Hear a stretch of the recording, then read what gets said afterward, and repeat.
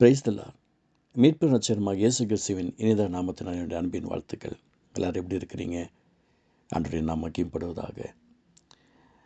நீதிமொழிகள் புஸ்தகம் 24ஆம் அதிகாரம் 3வது வசனம். ப்ரோவெர்ப்ஸ் சாப்டர் 24 verse 3. வீடு ஞானத்தினாலே கட்டப்பட்டு விவேகத்தினாலே நிலைநிறுத்தப்படும். ஆண்டவருடைய அன்பான ஆசீர்வாதம் நமக்கு உண்டாகுவதாக. வேதத்திலிருந்து சில வரங்களை நாம் பார்க்கிறோம். அதில் ஒரு வரம் தான் ஞானத்தை போதிக்கும் வசனம், இன்னொரு வரம் அறிவை உணர்த்தும் வசனம். 2 வரங்களும் வசனம் வசனம் என்று சொல்லப்படுகிறது. பொதுவாகவே கல்யாணத்தை பண்ணிப்பார், வீட்டை கட்டிப்பார், கல்யாணத்தை பண்ணிப்பார் என்று சொல்லுவாங்க. அது ரொம்ப பெரிய கஷ்டமான ஒரு சூழ்நிலை. நம்ம ஒரு பட்ஜெட் போட்டு நம்ம ஒரு பிளான் பண்ணுவோம். அதுக்கு இப்படி பண்ணுங்க நிறைய பேர் ஆலோசனை கொடுப்பாங்க. அந்த ஆலோசனைகள்லாம் ரொம்ப ஆச்சரியமாக இருக்கும். நம்ம அந்த ஆலோசனைகளை கேட்டு நடந்தோம் அப்படின்னு சொன்னால் பெரிய வேதனைக்குள்ளாகிற காரியங்களாக இருக்கும். ஆனால் சில திருமணங்களில் பார்க்கும்போது பேரண்ட்ஸ் கஷ்டப்பட்டு தன்னுடைய மகளுக்கோ மகனுக்கோ மேரேஜ் அரேஞ்ச் பண்ணுவாங்க. அவங்க ஒரு மண்டபத்தை பிடிச்சிருப்பாங்க. இந்த மண்டபத்தில் பண்ணுன்னு சொல்லுவாங்க. அவங்க இத்தனை பவுன் நகை எடுப்பாங்க, இல்லை இவ்வளோ எடுன்னுவாங்க. சில சொந்தங்கள்லாம் வருவாங்க, சில படித்த மக்கள் வருவாங்க. என்ன வீட்டை எப்படி பண்ணியிருக்கிற, கல்யாணத்தில் இதை பண்ணியிருக்கிற, கல்யாணத்தில் இதை போடு, இந்த ஆகாரத்தை போடு, இந்த செஃப்பை வை, இப்படி ஆலோசனைகள் வித்தியாசமாக போயிட்டே இருக்கும். அதனால்தான் இன்றைய தினத்தில் கர்த்தர் நமக்கு சொல்லுகிறார், வீடு ஞானத்தினாலே கட்டப்பட்டு விவேகத்தினாலே நிலைநிறுத்தப்படும். நம்முடைய வீடு ஆஸ்வதிக்கப்படணும். பொதுவாக ஒரு வீட்டுக்குள்ளே நுழையும் போது வீட்டின் தலைவர் இயேசுன்னு போடுவாங்க.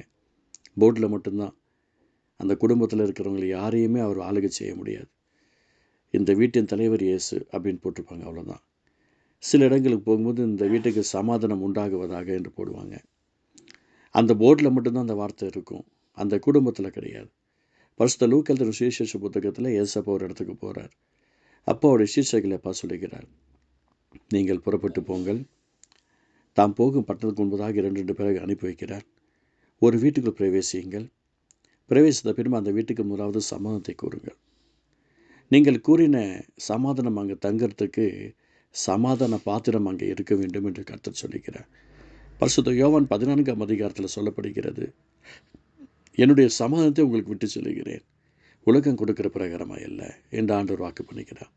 ஒரு வீட்டுக்கு தேவையான சமாதானம் எங்கே இருக்குது அப்படின்னா, அந்த வீட்டில் இருக்கிறவங்க ஊழியத்தின் மேலே ஒரு தாகம் இருக்க வேண்டும், ஊழியத்தின் மேலே ஒரு ஏக்கம் இருக்க வேண்டும், ஊழியத்தின் மேலே ஒரு வைராக்கியம் இருக்க வேண்டும். ஆட்டோமேட்டிக்காக அங்கே சமாதானம் உண்டாகும். சத்ருவானவன் போராட முயற்சி பண்ணினாலும் அதில் அவர்கள் ஜெயிக்க முடியும். எனக்கு பிரியமானவர்களே, நாம் வசனத்தில் கட்டப்பட வேண்டும், வசனத்தில் கட்டுப்பட்டு இருக்க வேண்டும். இன்றைய தினத்தில் நாம் நம்முடைய வீட்டில் நல்லா இருக்கணும், ஆசுதமாக இருக்கணும், பலனோடு இருக்கணும், சுகத்தோடு இருக்கணும், ஆரோக்கியத்தோடு இருக்கணும் அப்படின்னு நினச்சிட்டு உட்காந்துருப்போம். ஆனால் நிறைய நேரங்களில் நமக்கு அது வாய்க்காமல் போயிடுது. ஏன் தெரியுங்களா? நம்முடைய வாழ்க்கையில் நிறைய நேரங்களில் வசனத்துக்கு விரோதமாக செயல்பட்ட காலங்கள் அதிகம். ஜெபிக்கிற நேரத்தில் பாடுவோம், துதிக்கிற நேரத்தில் ஸ்தோத்திரம் பண்ணுவோம், நன்றி செலுத்துவோம், முழங்கால் படிக்கிறதுல உட்காருவோம், மாற்றி மாற்றி பண்ணுவோம். ஜெப நேரங்களில் வேலைக்கு போகும்போது நமக்கு என்ன தெரியுமோ அதை தான் செய்யணும்னு நினைப்போம். நமக்கு கொடுக்கப்பட்டிருக்க வேலை என்னவோ அதை செய்ய மாட்டோம். அதே மாதிரி தான் ஒரு வீட்டில் ஒருவர் கூட வேத வசனத்தை அறிந்திராமல் இருக்கக்கூடாது. அந்த வேத வசனத்துக்காக ஏக்கத்தோடு இருக்கணும். வேத வசனம்தான் நடத்தப்படணும். ஃபார்மாலிட்டிக்கு ஜெபிக்கக்கூடாது, ஃபார்மாலிட்டிக்கு பாடக்கூடாது, ஃபார்மாலிட்டிக்கு ஆராதனை செய்யக்கூடாது. நம்ம அன்பு பரிசுத்த பரலோகத்தின் அந்த ஆசீர்வாதத்துக்காக நடத்திட்டு இருக்கிறவரை நம்மளை ஃபார்ம் பண்ணியிருக்கிறார். அதுக்காக துதிக்கணும், பாடணும், ஆராதிக்கணும், அவருடைய நாமத்தை மகிமைப்படுத்தணும். அப்போ அந்த வீட்டில் ஞானம் எங்கேருந்து வருது? சிறு குழந்தைகளை பாருங்கள், அவங்க சிரிக்கிற அந்த ஸ்மைலில் ஒரு பெரிய சந்தோஷம் உண்டாகும். நான் உங்களுக்கு சொல்கிறேன், மனம் திரும்பி சிரிப்புலையாக மாறிடுங்க. அந்த வீடு ஞானத்தினால கட்டப்படணும். அதில் ஒரு பெரிய ஒரு சந்தோஷம் இருக்கும். எனக்கு தெரிந்த ஒரு குடும்பம், ஆண்டவருடைய நாமத்திற்காக ஓடினவர்கள். நான் அந்த வீட்டுக்குள் முதல் தடவை நான் அந்த இடத்துல போய் முழங்கால் படியிடுறேன். கர்த்தர் சொல்கிறாரு, இவங்க ஆண்டவருடைய அன்பை விட்டு தூரமாக இருக்கிறாங்க, என்னுடைய பாசத்தில் கிடையாது, என்னுடைய வசத்தில் கிடையாது. ஆனால் அவங்க வீடு முழுக்க வசனங்களாக இருந்துச்சு. எனக்கு ஆச்சரியமாக இருந்தது. அவங்க பேசுகிற வார்த்தைகள் எல்லாம் பயங்கரமாக இருந்தது. ஆண்டவர் சொல்கிறாரு, இவங்க என்னுடைய வசனத்தில் கட்டப்படலை, இந்த வீடு இவர்களுக்கு நிலைக்காது அப்படின்னு சொல்கிறாரு. நான் உங்கள்கிட்ட கூப்பிட்டு சொன்னேன், இந்த வீடு உங்களுக்கு நிலைக்காதுமா, உங்கள் பசங்களை நீங்கள் ஆண்டவருடைய அன்புக்குள்ளே நடத்தலை, விட்டுட்டீங்க, அது நிமித்தமாக அந்த வீடு உங்களுக்கு நிலைக்காதுன்னு கர்த்தர் சொல்கிறாருன்னு. அதை அவங்க பெருசாகவே எடுத்துக்கலை. பல ஆண்டுகளுக்கு பின்பு அந்த வீடு அவங்களுக்கு பறி போயிடுச்சுன்ற விஷயம் நான் கேள்விப்பட்டு ரொம்ப மனவேதனை அடைஞ்சேன். உடனே கர்த்தர் அதை அவங்க கையிலேருந்து எடுக்கலை.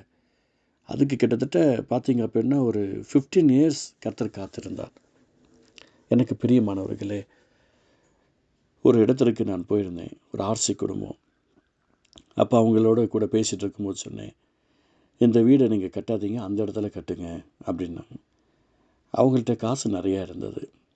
அப்போ 2 இடத்துல அவங்களுக்கு கட்டணும் அப்படின்னு பிளான் பண்ணாங்க.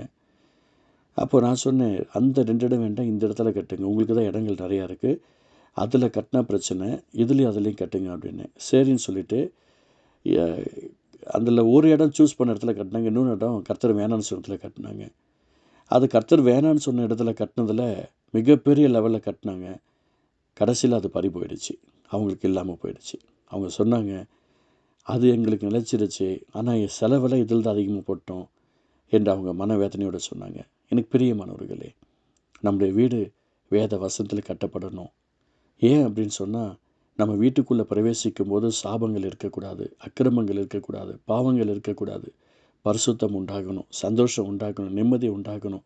இந்த வேத வசனம் என்ன சொல்லப்படுகிறதோ அது மட்டும்தான் இந்த வீட்டுக்குள்ளே இருக்கணும். ஜெபிக்கலாமா?